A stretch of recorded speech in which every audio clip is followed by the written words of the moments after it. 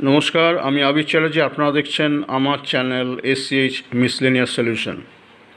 আজকে লোকসভা ভোটে যদি কোনো পোলিং বুথে টেন্ডার ভোট হয়, তাহলে প্রিজাইডিং অফিসার কী করবেন সেটা নিয়ে আজকে আলোচনা করব।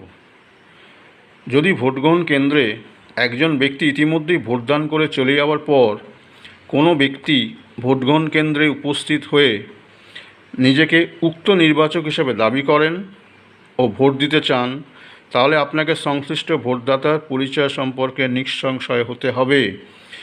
যদি তার পরিচয় সম্পর্কে আপনার জিজ্ঞাস্য প্রশ্নগুলোর উত্তর আপনার কাছে সন্তোষজনক মনে হয় এবং তিনি তার পরিচয় জ্ঞাপক প্রমাণাদি পেশ করেন, তবে সংশ্লিষ্ট নির্বাচককে টেন্ডার ভোটপত্রের মাধ্যমে ভোট দিতে অনুমতি দেবেন, কিন্তু ভোটযন্ত্রের মাধ্যমে ভোট দিতে দেবেন না। এই ধরনের ভোটকেই কিন্তু বলা হচ্ছে টেন্ডার ভোট। অর্থাৎ একজন ভোট দিতে এলো এবং ভোট দিয়ে চলে গেল এবং আরেকজন ভোটার এলো, এসে উক্ত নির্বাচক হিসাবে নিজেকে দাবি করলো, মানে আগের ভোটার এবং তিনি একই ভোটার।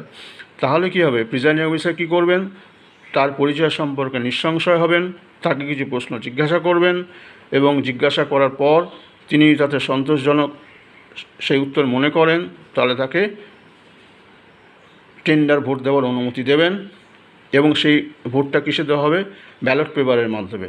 এবং যে পোলিং ম্যাটেরিয়াল যে ব্যাগে থাকে, সে ব্যাগের মধ্যে আগে থেকেই কিন্তু 20টা ব্যালট পেপার দেওয়া থাকে এবং লাস্ট সিরিয়াল, যেটা 20 নম্বর সিরিয়াল থেকে কিন্তু টেন্ডার ব্যালট ইস্যু করা হয় এবং ওই ভোটদাতা ওই টেন্ডার ব্যালটের মাধ্যমেই ভোট দিতে পারবেন এবং সেই অনুমতিও তাকে দেওয়া হয়।